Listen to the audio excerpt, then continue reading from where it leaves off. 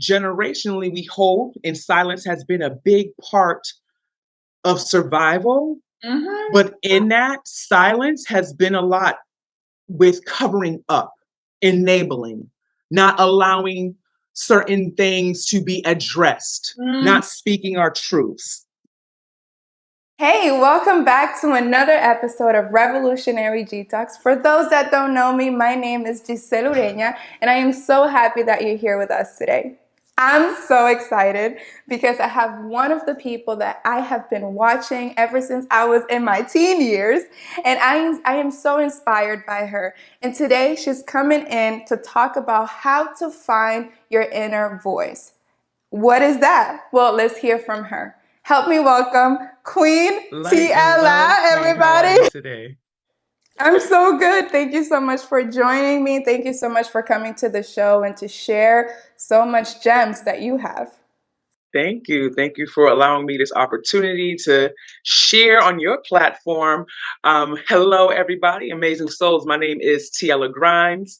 I am a spiritual transformational coach and empowerment speaker, born and raised in Boston. I like to say Roxbury, Dorchester, because you're born in Roxbury and raised in Dorchester. So I gotta make sure I own both of my towns. But yes. So empowering your voice, what is that? I'm so excited to talk with you about that and build a little more about that.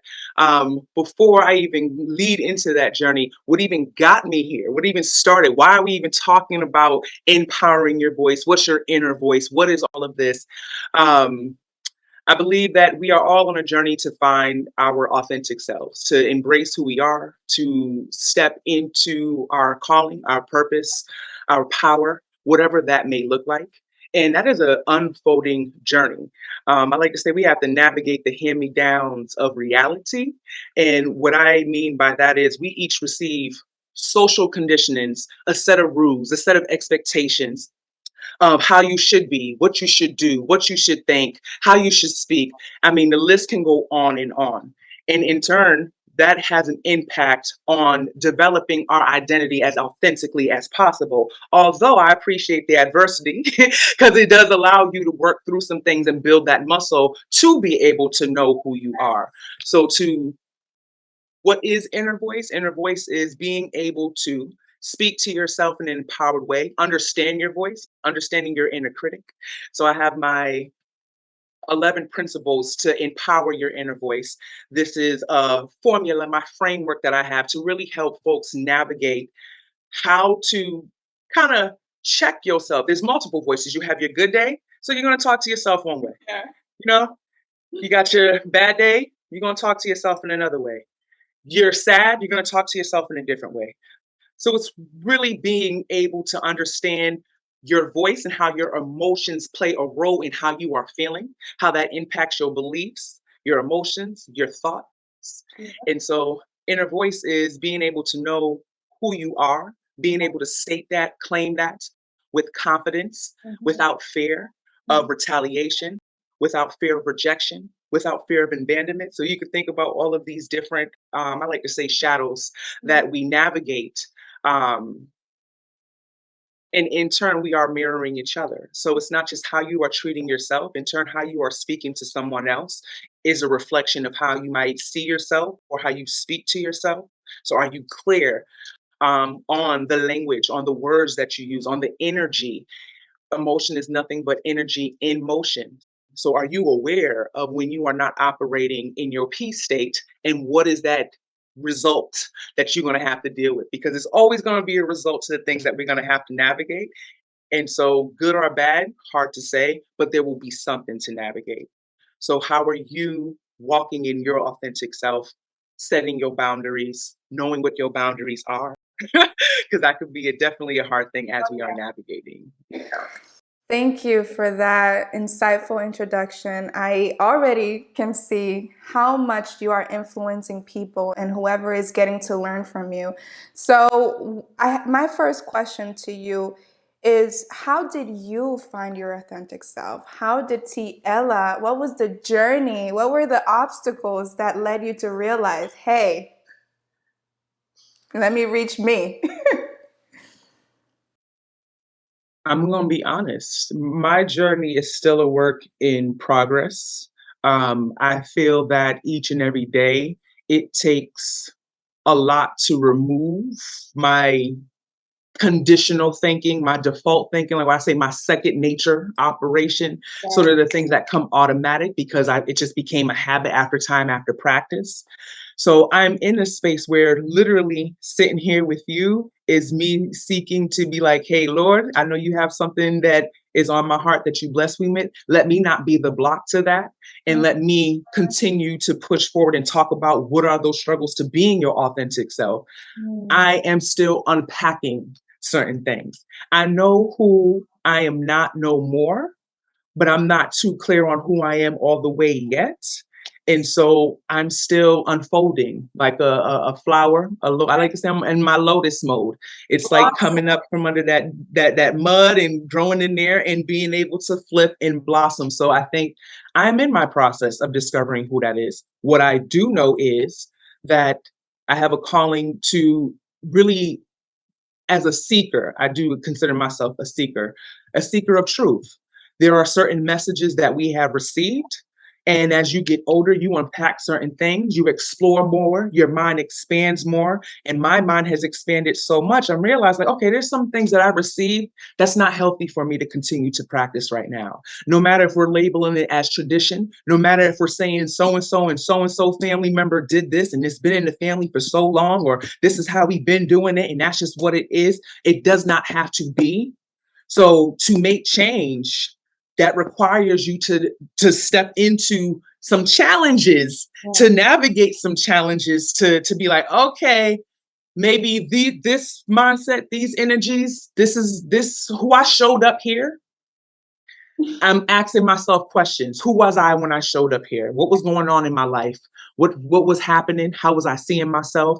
And a lot of times there's a lot of my trauma self that has showed up, the shadow self, the survivor self, the I'm not trying to be judged, the I'm not trying to deal with conflict self. So how did I show up in those conversations that wasn't my authentic self? Now I'm kind of reviewing those things and being like, okay, I kind of did myself a disservice.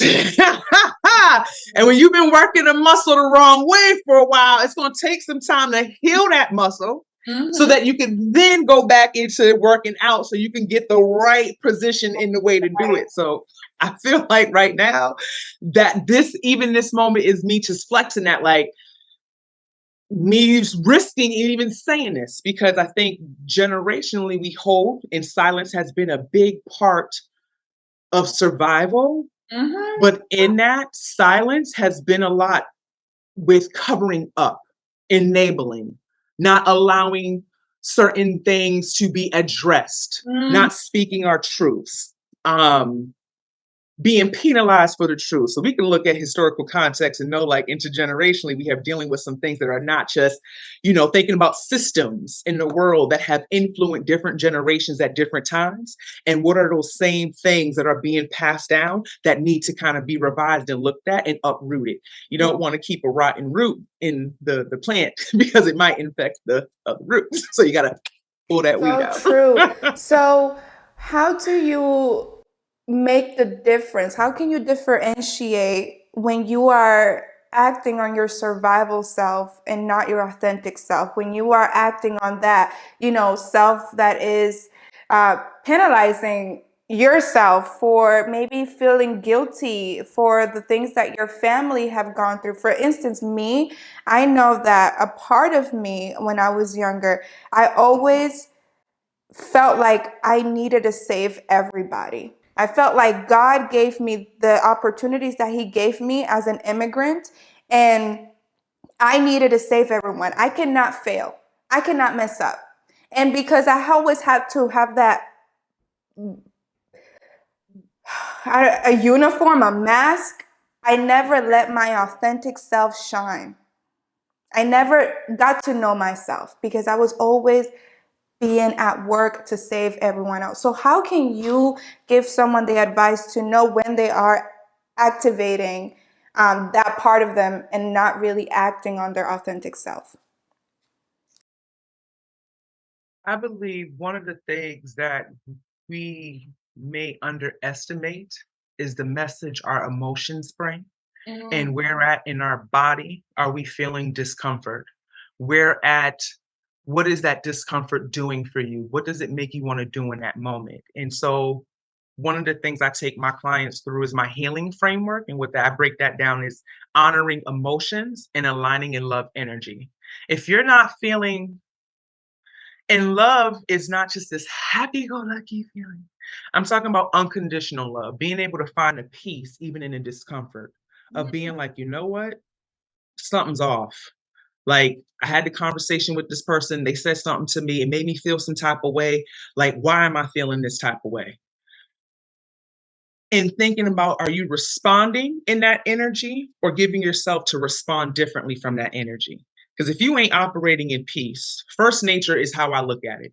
If anything is disturbing your peace and you got emotions that's making your throat feel tight, your stomach knot up, your hands, your sweat, your head, you want to just leave, you want to escape, you want to go eat, you want to distract, any of those things that you and you can't sit still, you can't, you know what is my truth in this moment? What am I feeling? You know what? I need some rest. I Mhm. actually need to step away from everybody, right? I need to go take some time. What I need is, so it's really for me is like, am I honoring my needs in this moment? Am I honoring my boundaries in this moment? Do I know my boundaries? Do I need to set new boundaries? Do I need to reinforce this boundary? Am I aware that I'm going to set boundaries, but not everyone is going to honor those? So what's my plan for me? Because I can only control myself. And I think when you hit the nail on the head about saving everybody, there's for me, I resonate so much because there is a certain level. Acts of service is my love language. I know that much, right? I know that much. At least I can own that. But there is an unhealthy way about contributing my acts of service to the point where I forget about me, to the Mhm. point where I ignore myself, to the point where I call it disrespecting myself because I want to honor somebody else and making their urgency my emergency. So it's like, I need this now. Can you wait? I don't want to wait. Well, if you don't want to wait, I shouldn't have to postpone what I'm doing that's really a priority for me to make something that's secondary for you, but it's just a rush for you in this moment, a priority for me. So it's really about, are you honoring yourself? I think we have grown up in a culture and a society, and this is the we're on the Western. You're individualized. You're all about yourself. You're selfish. You on the Eastern. It's community. It's all about community. You don't see yourself. So there has to be a level of healthiness. I am community. I have to take care of my temple in order to give to community. I can't give from an empty well. And then you expected me to fill up at the same time. I can't use my bridge as a back. And then when I'm saying my back as a bridge, and then when I'm like, hey, I need repairs to this bridge, y'all gonna help? Nobody's gonna come in and help. Or I'm not able to communicate to people because I'm feeling a certain way, like maybe I'm not good enough or people ain't gonna, whatever it is. It's like, no, are you honoring your emotions? Are you aligning in love energy? And are you starting with yourself first? Like Yeah. when we talk about liberation, it does start with ourselves first. And I think we had it backwards by like, let me do for others. And then, hey, you're going to do for me. And it's like, you gotta do some things too. You gotta do. It is gonna require a pushback. When you go into that gym and you lifting that 5 weight, you're like, all right, this is easy. And you Yeah. hit that 15, you're like, oh, it's like, hold up. You can't just throw it back like you did the 5. You Yeah. gotta and take it. So are you taking that time with yourself to really honor your emotions? Yes. So, how did your business come about and what do you offer people? Because you are clearly the person to go to. I'm already thinking, what? I think I'm going to have to become your client. Like, seriously, what is your business and what do you offer? So I am the founder of Inner Uplift Consulting, and I love to say that there's the INN capital HER. The H is the representation for healing. humanity and harmony. It's all about fostering healing because we need that so much right now. How do we uplift our inner humanity? How do we see the humanity within ourselves so we can see that within others? And how do we cultivate inner harmony so that we can be able to reflect that out to the world as well? It's a relationship. And so my practice is really working with folks from private and group coaching. I have facilitated my first healing retreat this summer with an amazing group of young ladies, and just coming together and really holding space. I'm seeking to honor my feelings, and I want to create spaces for women of color to do the same because I think historically, we're the strong ones. You got this. You carried it. And it's like, if we ain't got no space to kind of talk about what does that weight, do we want to carry that weight? Is there somebody else we can ask for support? Is there somebody else who resonate with us? Can I see myself as someone else for a second rather than being the only one in the room, showing up and doing this? So it's really about creating space to have my clients navigate the 11 principles to empower your inner voice on a more deeper level, to really think about who you are, your body, your emotions, really get in tune and really begin to create a blueprint for your life, for your authentic self that you want to be able to live out. And I think that is so important during this time, is to foster your own self versus we got AI, social media, all this other stuff. Yes. So, what would be your advice for someone who are finally at the point where they're like, okay, I'm ready to seek my true authentic self? What would be 3 things that you recommend that they do? And also tell us, where can they reach you if they ever feel led? Yeah. So 3 things. One, be patient with yourself. This isn't I sound amazing. I love it. But it's also a work in progress. I have my days. So this is not a linear process. This is what I like to say, the ebb and flows. You have some water waves that are high, some are low, some that you could flow in. So really be patient with yourself. I'm learning too to be gentle with myself. I am my own worst critic. And that's one of my principles, addressing the inner critic. So I'm trying to figure out how to embrace my critic and build a loving relationship with her. There is something there you're trying to guide me for and tell me and be aware of, but not to get sunk in a sunken place with that, into where I'm so judgmental and critical of myself that my thoughts, feelings, and my actions are not in alignment with what I feel God is calling me to do. And third is I'm learning. um, don't be afraid to ask for support. I think getting around like-minded souls is really important. Um, there are certain folks who can't change their environment necessarily, so you can leave your environment. So when you leave that environment, do you have people that you can go to that can fill you up, so that you can hopefully bring that back to your environment in small ways and be able to fill others up? So I think those would be my top 3. That is incredible. As you're speaking, I just feel like I just keep seeing a book when you're talking, and I honestly just want to pour that over you. If you ever feel like writing, I would be the first one to read your book. I think you should write a book, TiElla. You are filled with so much wisdom, so much self-awareness, and again, like, I've learned so much in just this few minutes from you. So thank you. And I want to also ask you to tell us, where can we find you? Where can people reach you if they ever want to be in touch? So I'm on Instagram, the Inner Uplifter. That is THEINNERUPLIFTER. You can also find me on Facebook. So if you TiElla Grimes, TiElla Grimes, you can find my page and follow me. And I'm also on LinkedIn. And I will be restarting my podcast, Navigating the Hand-Me-Downs of Reality, this fall. And so if you are on Apple, Spotify, you can check in over there. There's some other platforms as well, because, all these different things. But those are the top places that folks can be able to reach me at. And also check out my website, TiEllaGrimes.com. You can book a 30-minute free consultation with me just to learn about some more of my services and how I can support you. Did you hear that? A free consultation. You better pick up that phone and connect with her because she is clearly one of those resources that we have so that we can find ourselves, and tap into our best self. So please don't hesitate. Don't think about it and grab your phone and tap in and reach to TiElla. TiElla Grimes, thank you, Queen. Thank you so much for coming to the show. Again, you are an inspiration to me. So I really look forward to the journey ahead, and I cannot wait to see where your business goes. So thank you. Light and love, sis. Thank you. All right. Thank you for watching. And don't forget to like and comment below if you have any suggestions or if you found this video helpful. And don't forget to subscribe. Share this video with a loved one, and I'll see you on the next one.